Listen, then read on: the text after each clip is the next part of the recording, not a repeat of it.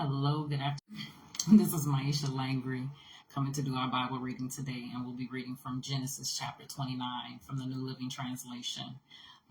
So hopefully we can do this without any loud distractions today. Then Jacob hurried on, finally arriving in the land of the east. He saw a well in the distance. 3 flocks of sheep and goats lay in an open field beside it, waiting to be watered, but a heavy stone covered the mouth of the well. It was the custom there to wait for all the flocks to arrive before removing the stone and watering the animals. Afterward, the stone would be placed back over the mouth of the well. Jacob went over to the shepherds and asked, "Where are you from, my friends?" "We are from Haran," they answered. "Do you know a man there named Laban, the grandson of Nahor?" he asked. "Yes, we do," they replied. "Is he doing well?" Jacob asked. "Yes, he's well," they answered. "Look, here comes his daughter Rachel with the flock now." Jacob said, "Look, it's still broad daylight, too early to round up the animals. Why don't you water the sheep and goats so they can get back out to pasture?" "We can't water the animals until all the flocks have arrived," they replied. Then the shepherds moved the stone from the mouth of the well, and we water all the sheep and goats. Jacob was still talking with them when Rachel arrived with her father's flock, for she was a shepherd. And because Rachel was his cousin, the daughter of Laban, his mother's brother, and because the sheep and goats belonged to his uncle Laban, Jacob went over to the well and moved the stone from its mouth and watered his uncle's flock. Then Jacob kissed Rachel, and he wept aloud. He explained to Rachel that he was her cousin on her father's side, the son of her aunt Rebekah. So Rachel quickly ran and told her father Laban. As soon as Laban heard that his nephew Jacob had arrived, he ran out to meet him. He embraced and kissed him and brought him home. When Jacob had told him his story, Laban exclaimed, "You really are my own flesh and blood." After Jacob had stayed with Laban for about a month, Laban said to him, "You shouldn't work for me without pay just because we are relatives.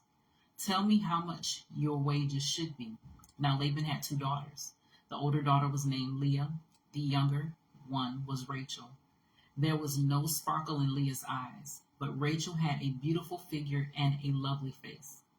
Since Jacob was in love with Rachel, he told her father, "I'll work for you 7 years if you give me Rachel, your younger daughter, as my wife." "Agreed," Laban replied. "I'd rather give her to you than to anyone else. Stay and work with me." So Jacob worked 7 years to pay for Rachel, but his love for her was so strong that it seemed to him but a few days. Finally, the time came for him to marry her. "I have fulfilled my agreement," Jacob said to Laban. "Now give me my wife so I can sleep with her." So Laban invited everyone in the neighborhood and prepared a wedding feast. But that night, when it was dark, Laban took Leah to Jacob, and he slept with her. Laban had given Leah a servant, Zilpah, to be her maid. When Jacob woke up in the morning, it was Leah. "What have you done to me?" Jacob raged at Laban. "I worked 7 years for Rachel. Why have you tricked me?" "It's not our custom here to marry off a younger daughter ahead of the firstborn," Laban replied. "But wait until the bridal week is over. Then we'll give you Rachel, too, provided you promise to work another 7 years for me." So Jacob agreed to work 7 more years. A week after Jacob had married Leah, Laban gave him Rachel, too. Laban gave Rachel a servant, Bilhah, to be her maid. So Jacob slept with Rachel, too, and he loved her much more than Leah. He then stayed and worked for Laban the additional 7 years. When the Lord saw that Leah was unloved, he enabled her to have children, but Rachel could not conceive. So Leah became pregnant and gave birth to a son. She named him Reuben, for she said, "The Lord has noticed my misery, and now my husband will love me." She soon became pregnant again and gave birth to another son. She named him Simeon, for she said, "The Lord heard that I was unloved and has given me another son." Then she became pregnant a third time and gave birth to another son. and he was named Levi, for she said, "Surely this time my husband will feel affection for me, since I have given him 3 sons." Once again, Leah became pregnant and gave birth to another son. She named him Judah, for she said, "Now I will praise the Lord." And then she stopped having children. I'm going to go ahead and read Genesis chapter 30, and I think I've already read Genesis 29 on a previous live, but it definitely helps to go back sometimes and read again, so that's okay.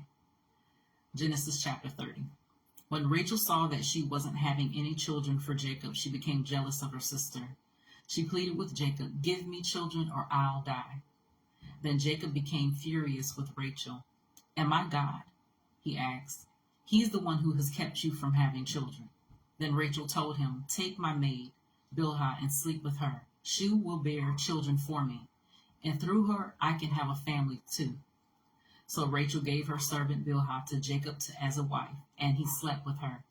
Bilhah became pregnant and presented him with a son. Rachel named him Dan, for she said, "God has vindicated me. He has heard my request and given me a son." Then Bilhah became pregnant again and gave Jacob a second son. Rachel named him Naphtali, for she said, "I have struggled hard with my sister and I'm winning." Meanwhile, Leah realized that she wasn't getting pregnant anymore, so she took her servant Zilpah and gave her to Jacob as a wife. Soon Zilpah presented him with a son. Leah named him Gad, for she said, "How fortunate I am." Then Zilpah gave Jacob a second son, and Leah named him Asher, for she said, "What joy is mine! Now the other women will celebrate with me." One day during the wheat harvest, Reuben found some mandrakes growing in a field and brought them to his mother Leah. Rachel begged Leah, "Please give me some of your son's mandrakes." But Leah angrily replied, "Wasn't it enough that you stole my husband? Now you will steal my son's mandrakes too?" Rachel answered, "I will let Jacob sleep with you tonight if you give me some of the mandrakes." So that evening, as Jacob was coming home from the fields, Leah went out to meet him. "You must come and sleep with me tonight," she said. "I have paid for you with some mandrakes that my son found." So that night he slept with Leah. And God answered Leah's prayers. She became pregnant again and gave birth to a 5th son for Jacob. She named him Issachar. For she said, "God has rewarded me for giving my servant to my husband as a wife." Then Leah became pregnant again and gave birth to a 6th son for Jacob. She named him Zebulun. For she said, "God has given me a good reward. Now my husband will treat me with respect, for I have given him 6 sons. Later, she gave birth to a daughter and named her Dinah. Then God remembered Rachel's plight and answered her prayers by enabling her to have children.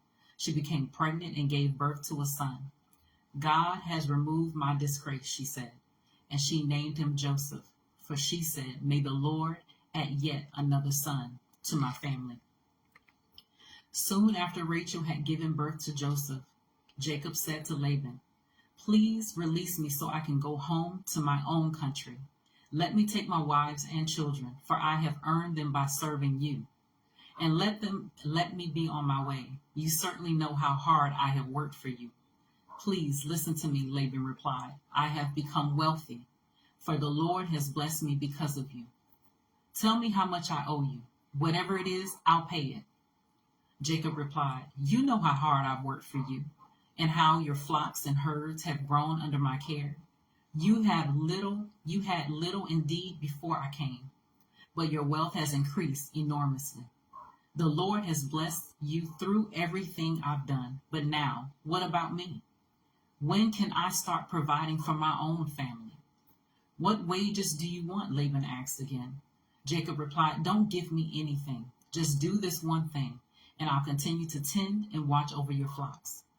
Let me inspect your flocks today and remove all the sheep and goats that are speckled or spotted, along with all the black sheep. Give these to me as my wages. In the future, when you check on the animals you have given me as my wages, you'll see that I have been honest. If you find in my flock any goats without speckles or spots, or any sheep that are not black, you will know that I have stolen them from you." "All right," Laban replied. "It will be as you say." But that very day, Laban went out and removed the male goats that were streaked and spotted, all the female goats that were speckled and spotted, or had white patches, and all the black sheep. He placed them in the care of his own sons, who took them a 3 days' journey from where Jacob was. Meanwhile, Jacob stayed and cared for the rest of Laban's flock. Then Jacob took some fresh branches from poplar, almond, and plane trees, and peeled off strips of bark, making white streaks on them. Then he placed these peeled branches in the watering troughs, where the flocks came to drink, for that was where they mated. And when they mated in front of the white streaked branches, they gave birth to young that were streaked, speckled, and spotted. Jacob separated those lambs from Laban's flock, and at mating time he turned the flock to face Laban's animals that were streaked or black. This is how he built his own flock instead of increasing Laban's. Whenever the stronger females were ready to mate, Jacob would place the peeled branches in the watering troughs in front of them. Then they would mate in front of the branches. But he didn't do this with the weaker ones. So the weaker lambs belonged to Laban, and the stronger ones were Jacob's. As a result, Jacob became very wealthy, with large flocks of sheep and goats, female and male servants, and many camels and donkeys. And today, that ends today's readings. That was from Genesis chapter 29, which was obviously a review, and Genesis chapter 30, both coming from the New Living Translation. I pray that the word is a blessing to you. And remember to study the word for yourself and learn who God is for yourself. You guys take care, and I'll see you tomorrow.